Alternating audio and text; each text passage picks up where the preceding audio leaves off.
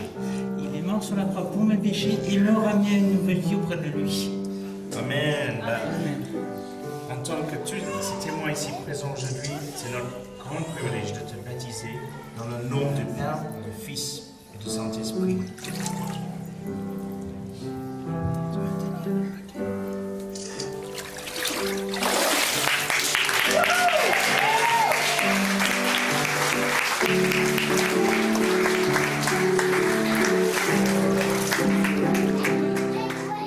Sentir ce que les autres voient, alors que ton père qui est prêcheur, il parle de ça, il te parle, et à chaque fois ça passe à travers. Tu as lu la Bible à 15 ans, tu l'as lu de A à Z, tu es capable de sortir des choses, et pourtant tu ne vois rien.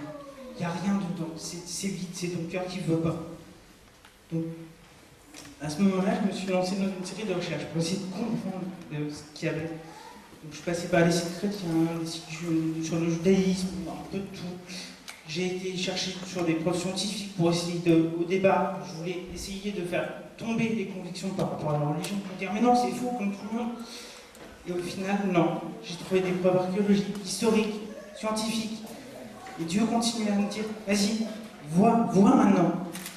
Mais j'avais beau constater, mon cœur restait vide, mon cœur ne voulait pas comprendre.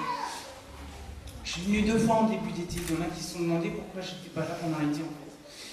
Et je venais, je commençais à voir des choses, mais le seul problème c'est que je ne faisais que voir, je ne voyais pas avec mon cœur, mais je voyais avec mes yeux. Le problème des yeux, c'est que ça ne peut pas voir Dieu. Parce que Dieu, il parle au cœur, il ne parle pas aux yeux. Le problème, il était là. Et il m'a fallu du temps pour comprendre au fur et à mesure. Je me suis retrouvé face à moi-même, au fur et à mesure durant l'été, je me suis rendu compte que c'était ça qui me manquait, le ressenti. Et je me disais, pourquoi moi je ne ressens pas, pourquoi je ne peux pas ressentir? C'est là que je me suis rendu compte que c'était pas moi qui ne ressentais pas, c'était le monde qui ne voulait pas que je ressente. J'avais compris des choses, j'avais vu, mais pas de ressenti. Et je me suis dit, c'est de ma faute, c'est moi. Et encore une fois, je me blâmais, je m'enfonçais.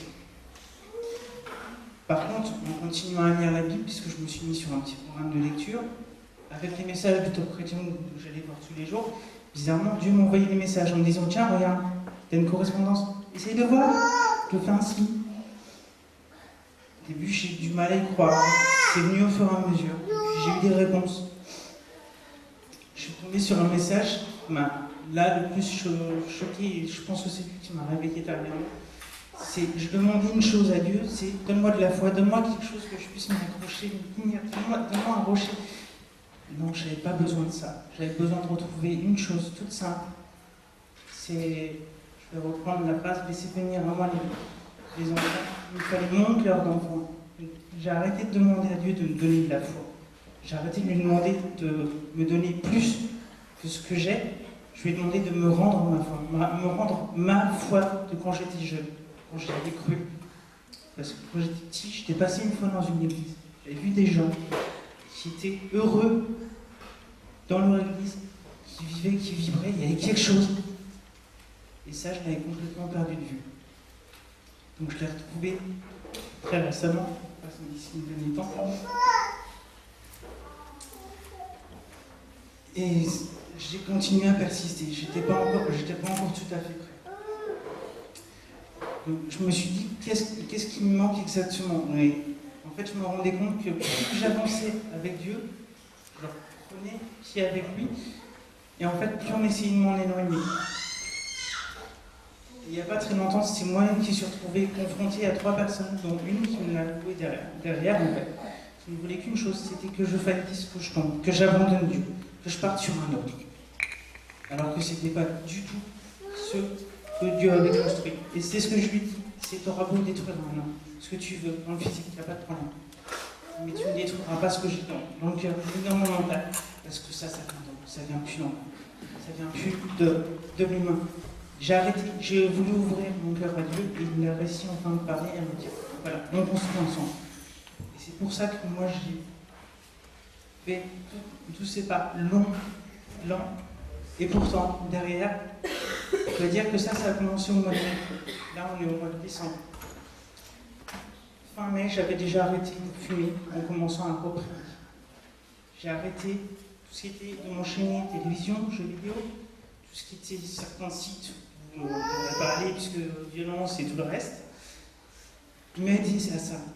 Au mois de juillet, il m'a encore donné un autre élan. Il m'a dit maintenant tes colères, tu vas apprendre à les maîtriser, mais grâce à moi. Je me suis mis à apprendre à ouvrir la Bible que j'ai lu.